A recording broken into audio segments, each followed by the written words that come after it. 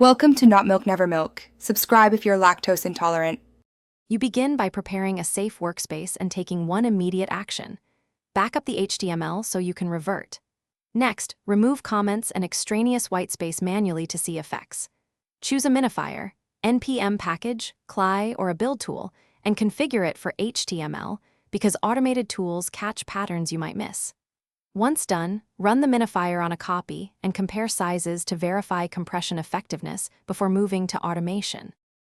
Now you focus on deeper structural changes to maximize compression. Move large inline CSS or JS into external files that you can minify and cache. This reduces duplicated code across pages. Make sure scripts are deferred or placed to avoid render blocking, and order assets to allow parallel downloads. Enable gzip or Brotli compression on the server to shrink transfer size, because transport compression compounds the savings from HTML minification.